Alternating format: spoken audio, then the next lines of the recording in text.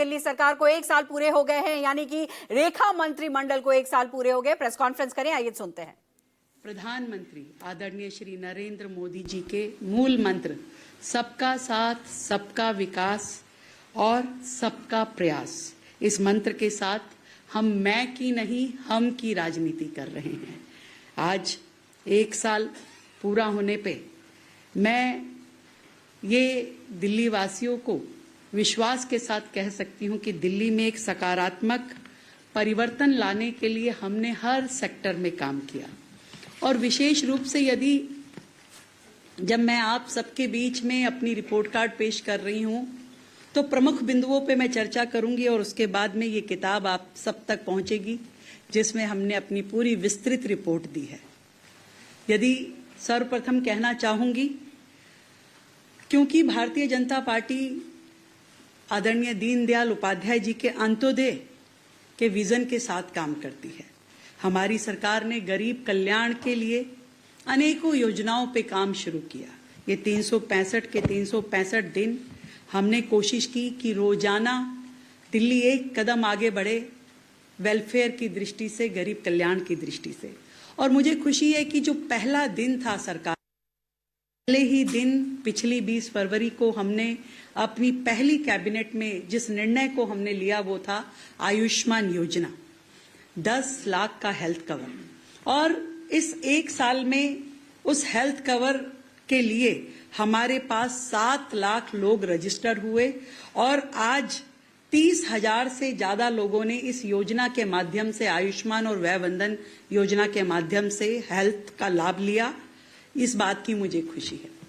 और जो गरीब कल्याण का दूसरा मूल मंत्र है, सबसे बड़ी जरूरत जो किसी व्यक्ति की होती है वो भूख होती है। हमने इस बात पे काम किया कि दिल्ली जो देश की राजधानी है, यहां कोई भूखा ना सोए। अटल कैंटीन उसी विजन के साथ शुरू की गई। मुझे खुशी है कि आज दिल्ली में 70 अटल कैंटीन काम कर रही हैं, जिसमें मात्र 5 रुपए में गरीब को, श्रमिक को, मजदूर को बहुत ही सम्मानजनक तरीके के साथ में भरपेट भोजन मिलता है। 70 कैंटीन यानी 70,000 लोग रोजाना हमारी इन अटल कैंटीन्स के माध्यम से भोजन ग्रहण कर पा रहे हैं। और गरीब कल्याण की बात और झुग्गी बस्तियों में जो लोग, जो परिवार दिल्ली में रह रहे हैं उसकी बात ना करूं, ऐसा नहीं हो सकता। हमारे संकल्प पत्र से लेकर के हर काम में आपको दिखाई देगा जो प्रतिबद्धता हमारी दिल्ली के झुग्गी वासियों के लिए थी, उसको हमने अपने हर काम के साथ जोड़ा। 700 करोड़ रुपए का फंड हमने अपने बजट, जो कि 1 लाख करोड़ का बजट सरकार ने पेश किया, तो हर सेक्टर को जब बजट डिस्ट्रीब्यूशन हो रहा था तो झुग्गी एरिया के लिए, झुग्गी बस्तियों में विकास कार्यों के लिए हमने 700 करोड़ रुपए का बजट दिया, ताकि झुग्गी में भी नाली, खड़ंजा, शौचालय, बच्चों के लिए पार्क इत्यादि ये सारी सुविधाएं, अनेकों झुग्गियों में अब से पहले बहनों के लिए स्नान घर नहीं थे, शौचालयों की बड़ी बुरी व्यवस्था थी, पर 700 करोड़ रुपए के बजट के माध्यम से इन सभी झुग्गी बस्तियों में काम शुरू हुआ, ताकि झुग्गी के लोग भी सम्मानजनक तरीके से रहें। और वहीं दूसरी ओर झुग्गी को मकान देने की बात जो हमने कही थी, उस पे भी हमने काम शुरू किया। और हमारे जो फ्लैट पिछली सरकारों ने कब से बना करके छोड़े हुए थे, जो फ्लैट अलॉटमेंट ही नहीं हुआ था झुग्गी वासियों को, उनको रिपेयर करने का काम, उनको रेनोवेट करने के काम, उन प्रेमिसेस को आज के आधुनिक जरूरतों के हिसाब से बनाने का काम दिल्ली सरकार ने किया। उसमें सावदा, घेवरा, भलसवा, द्वारका, सुल्तानपुर, यहां पे लगभग 13,000 फ्लैट्स को रेनोवेट करने का काम चल रहा है, जिसके प्रथम चरण में, झुग्गी वासियों को मकान देने के प्रथम चरण में हम इन 13,000 फ्लैट्स को चाहेंगे कि दिल्ली की झुग्गी वासियों को हम इन्हें दें। और वहीं दिल्ली में देश की सबसे ज्यादा मिनिमम वेजेस यदि कहीं लागू की गई तो वो दिल्ली में लागू की गई। आज हम 22,411 रुपए कि मिनिमम वेज जो है अपने मजदूर भाई को दे रहे हैं, जो कि पूरे देश में सबसे ज्यादा है।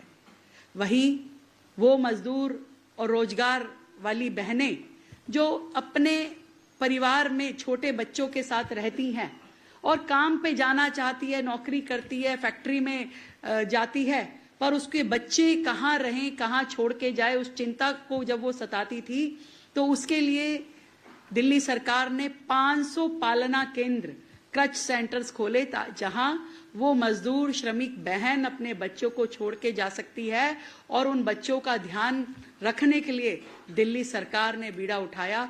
इन 500 पालना केंद्र के माध्यम से मैं समझती हूं कि दिल्ली की श्रमिक बहनों के लिए अत्यंत ही लाभ उनको मिल रहा है। हम में भी 85 करोड़ के काम जो हैं इस साल सैंक्शन किए, जो अब 146 परियोजनाओं के रूप में दिल्ली में काम चल रहे हैं। दूसरे सेगमेंट पे मैं आती हूं। दिल्ली की जो बहुत ही मूलभूत जरूरत है वो है पानी और सीवर।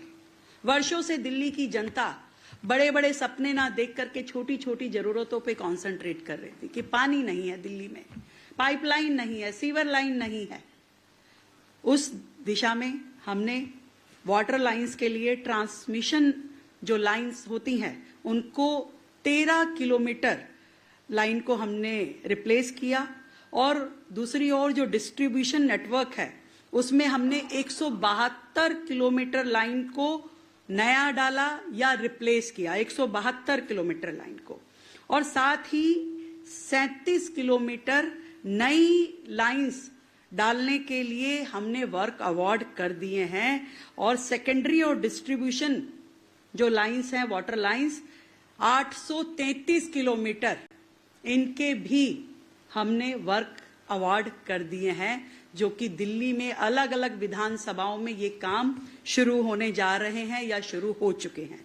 सीवर लाइन की बात यदि मैं करती हूं तो हमने दिल्ली में 180 किलोमीटर नई सीवर लाइन बिछाई है और 110 किलोमीटर हमने सीवर लाइन रिप्लेस की है। और नई सीवर लाइन जो आज वर्क अवार्ड हो चुके हैं और काम शुरू होना है, वो 144 किलोमीटर सीवर लाइन का काम सैंक्शन हो चुका है और टेंडर प्रक्रिया में चल रहा है।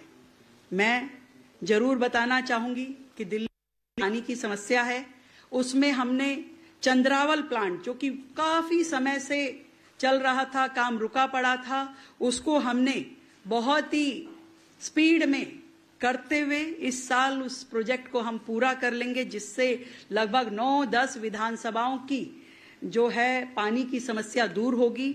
इसकी कैपेसिटी जो है 105 MGD होगी। इसी प्रकार द्वारका 2, वहां पे भी 50 MGD का WTP इसी साल बनके तैयार होने जा रहा है। नए WTP उसकी तैयारी भी हम कर रहे हैं, क्योंकि यदि हम बाकी राज्यों से पानी लेने की बात भी करें या जो नए डैम जिसकी प्लानिंग चल रही है वहां से पानी भी यदि दिल्ली को मिलता है तो वो कहां लेके आया जाएगा। उस पानी को स्टोर करने की कैपेसिटी भी हमारे पास होनी चाहिए। तो उस निमित्त हमने छतरपुर, इरादत नगर और नजफगढ़ एरिया में 3 नए WTP बनाने के लिए आज से ही योजना उसकी शुरू कर दी है। मैं बहुत ही खुशी के साथ इस बात को भी बताना चाहती हूँ कि पिछली सरकारों के समय में जिन बड़े बड़े वाटर बिल्स को लेकर के लोग घूमते थे, जनता परेशान रहती थी, हमारे तो चलिए, 1 साल पूरे होने पर दिल्ली के मुख्यमंत्री ने अपनी पीठ भी थपथपाई, साथ ही साथ विपक्ष पर बड़े आरोप भी लगाए।